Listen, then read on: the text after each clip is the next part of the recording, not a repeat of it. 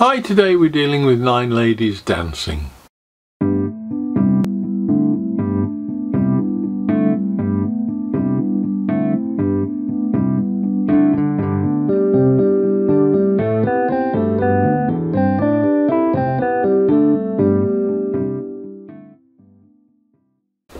Now this was another relatively quick and easy one to find and get something for.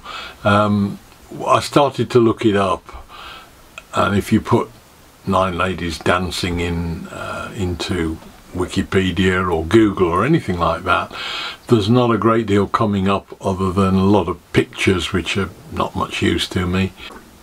I looked at dancing as a general theme, but couldn't basically come up with anything that was useful or sensible or that appealed in any way. I think I'm probably one of the few people in the whole country that's never watched Strictly Come Dancing, so you know, there was nothing there. I wasn't going to start making something out of sequins. And then I found a monument in Derbyshire called the 9 Ladies Stone Circle, and that sort of unlocked the whole thing for me. It's a series of stones that are set in a circle.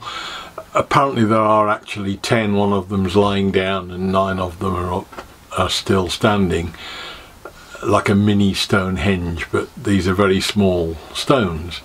And tradition has it that 9 ladies were dancing on the Sabbath and were turned to stone, and that the lying down stone was the king fiddler that was playing the music for them.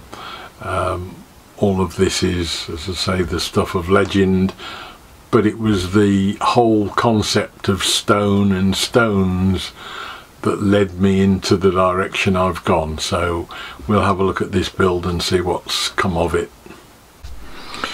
Now, when my pop retired, he took up lapidary stone polishing and cutting as a hobby, and one of the things that I collected when he had to go into care was a lot of half-finished stuff that he'd been working on, stones that he'd been polishing, the cabochons that he'd been cutting and polishing. Beautiful things, but not really anything I could do a lot with. Some of them aren't even polished, and without going into a lot of time, effort and expense to get new machinery, that grinding stones, wet grinding and all that sort of thing. These things have just been put away and have absorbed into lots of other things, into other hobbies.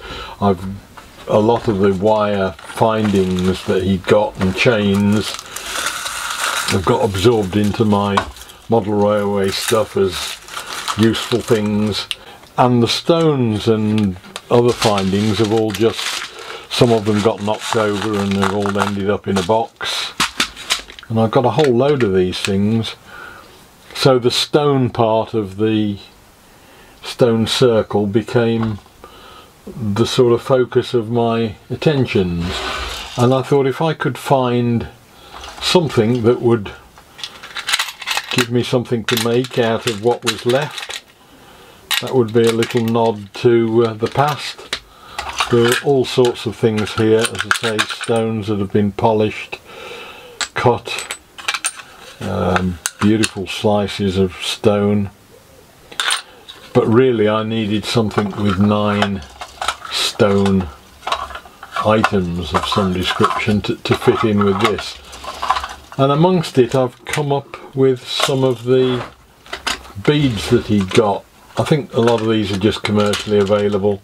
Some of them are glass, some of them are ceramic, and more or less I think by chance I've got some blue ones there.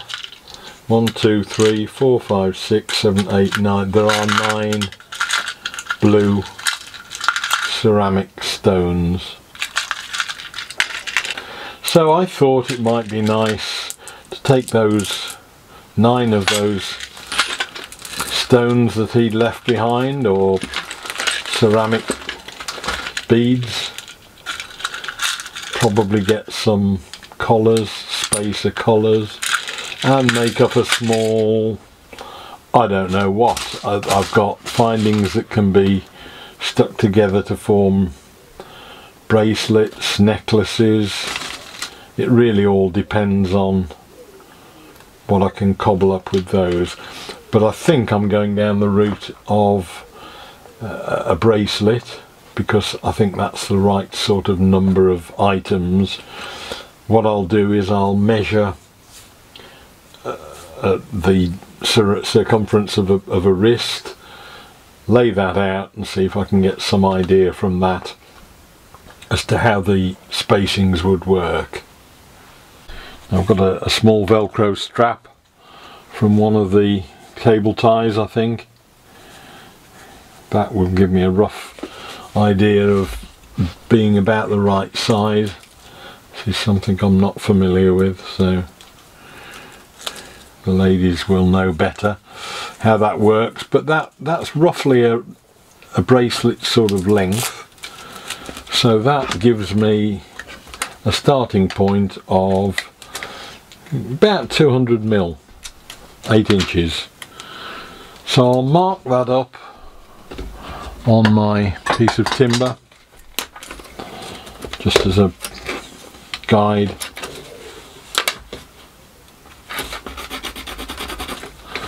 That lets me know where I'm up to. I'm going to need some sort of hook and eye arrangement, and we've got lots of those in amongst things, whether I use the actual fittings or not. So I think I shall probably go with a chain of some description, if it will fit down the middle of the beads, which it will. So really all I need to do is establish how I would get on if I put a spacer and a bead and another spacer and another bead. But this looks quite promising actually. It's sort of getting towards the 200 mil mark, and I am running out of spacers, but that may well be about right, because what I think I'm going to end up with, by the look of it, is to get rid of that spacer, or at least, yeah, get rid of that spacer and then have it bead, starting at a bead and finishing at a bead, just to give me a right sort of length.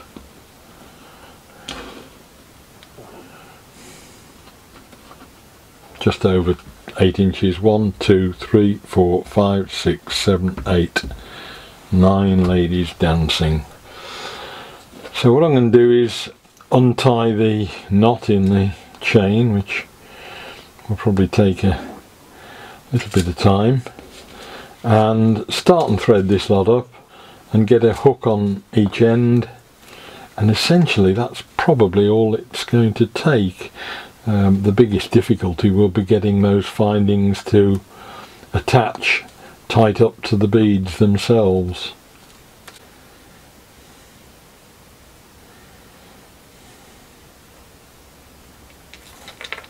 Got the chain to what I think is the right length, but it may just be a fraction short. If so, we'll have to dig another one out, but I think this should be pretty much there.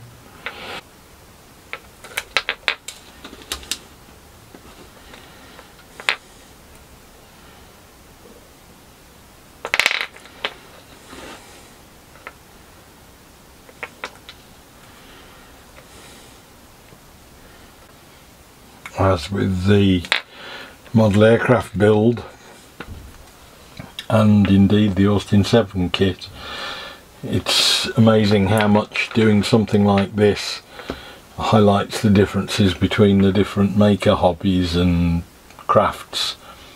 The need for a much greater degree of dexterity. That's about right, I think. All I need to do now is to get a ring fitted to the other end, and we could well be there. And indeed there is a little catch on the end of that one. All I've got to do then is find a fine pair of pliers, and the beauty of having this silver chain in the middle is that if there is a little bit of slack here and there, you'll have the silver chain showing rather than a lump of thread. Got a fairly large jump ring, that way it'll stop the chain going back through the beads. Otherwise the catch might just slip straight back through the bead and the whole lot will fall apart. It's got it through. Yeah. And we can put the catch on it, onto the jump ring again.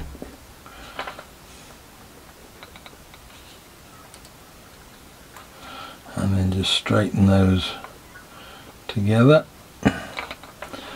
Cut off the spare. So there we have it.